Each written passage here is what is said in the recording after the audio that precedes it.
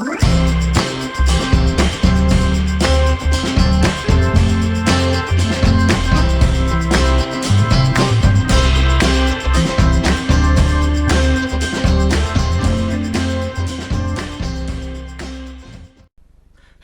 and welcome to the Gamer's Closet. I'm your host, Douglas Weed, and today we're going to be talking about the 007 Goldfinger game from Milton Bradley.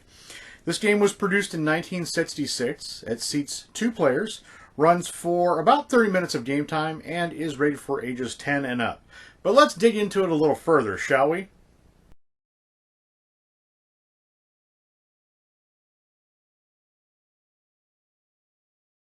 The movie Goldfinger was released in 1964 and was the third in line of the James Bond films. In 1966, Milton Bradley released a board game under the same name. As in the movie Goldfinger, the scene of this game is in the vault room at Fort Knox. Goldfinger and his men have been trapped by James Bond and his agents who are trying to capture him.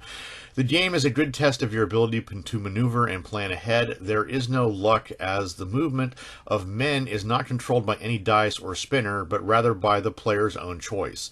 The sides are evenly matched, even though there are more Bond agents than Goldfinger men. Goldfinger is slippery, and he can move in a sudden dash to freedom if he has a path open to the edge of the board. The object of the game is for the red players to try to capture Goldfinger. The blue player tries to free Goldfinger.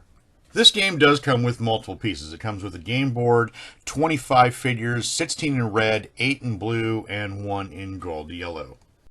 Now you might be saying this game sounds familiar, and you would be correct. This game is a James Bond reiteration of TOEFL, also known as the Viking game, which is a game that was released 1500 years ago and predates chess.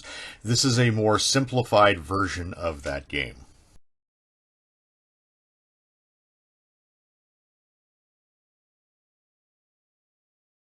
To set up this game, open the board and place it between the players so that the title is facing one of the contestants.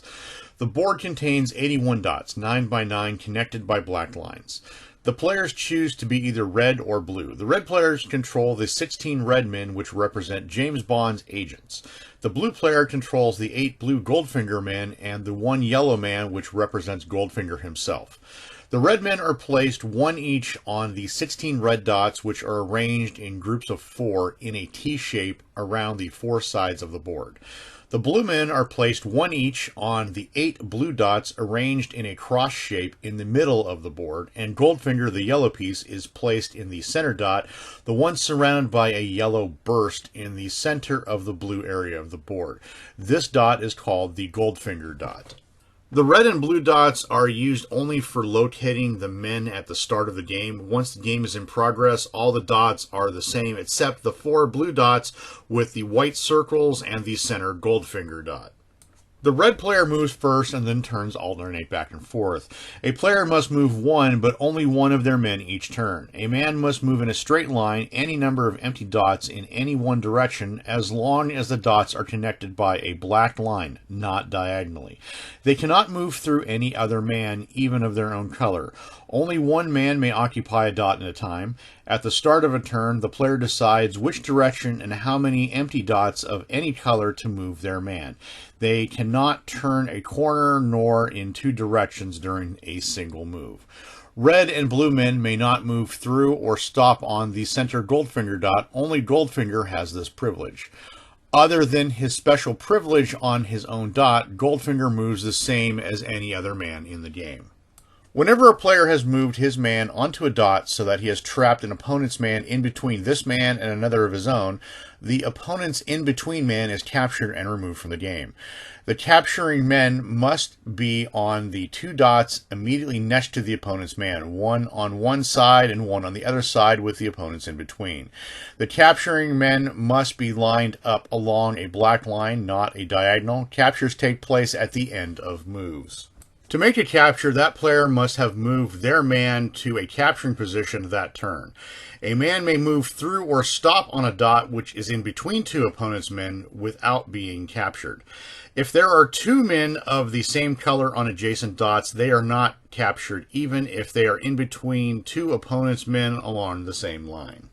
It is possible to capture two men in the same move if they are at right angles as shown in the diagram here. While Goldfinger the yellow man occupies his own Goldfinger dot, he is captured only when a red man is on each of the four blue dots with white circles. If Goldfinger occupies any of the blue dots with white circles, he is in great danger. While Goldfinger occupies one of these dots, he may be captured by only one red man who may trap him in between this dot and the empty Goldfinger dot by moving onto an adjacent blue dot or by two red men on adjacent black dots.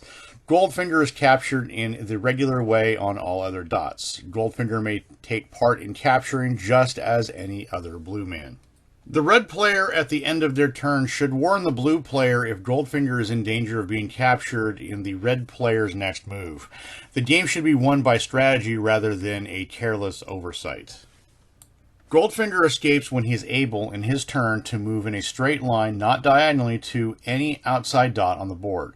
Goldfinger cannot move through his own blue men nor through an opponent's red men to escape. The path must be open as shown here.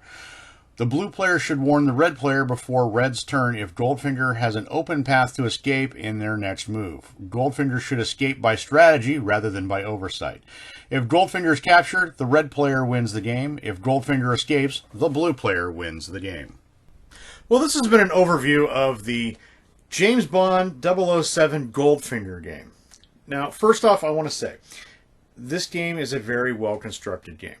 I like the way it looks. It has a nice thematic James Bond feel to it. It has the nice little figures in the suits and the board background, which is directly out of the Goldfinger movie when Goldfinger is trying to escape, which is the whole point of this game.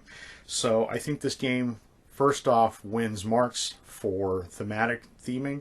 I like the way it looks. It's really nice. As a two-player game, I feel it has a nice competitiveness to it, especially being an introductory strategy game. I feel it's kind of like on the lines of Stratego and stuff like that. The game is well constructed. I think it has a very nice piece count. They're quality pieces. Even for being plastic, I think they look really, really nice. Now, that being said, this game is a direct pull off of the Viking game, which I will be having on this channel at some point in the future. But the Viking game is also known as Viking chess, is a very strategic game. This is a lesser version of that. There's less pieces in this game, and it's got less rules where you have to move around.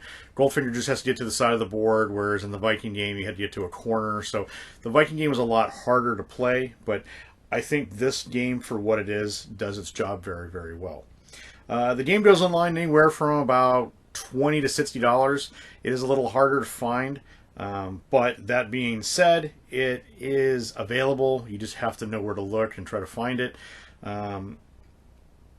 As for a family game night and with friends, like I said, it's a two-player game, so it's a little harder for that. But if you do have a friend that is really interested in strategic gaming, or you've got kids that are really interested in strategic gaming, I think this is a really good option for you if you want to start them early.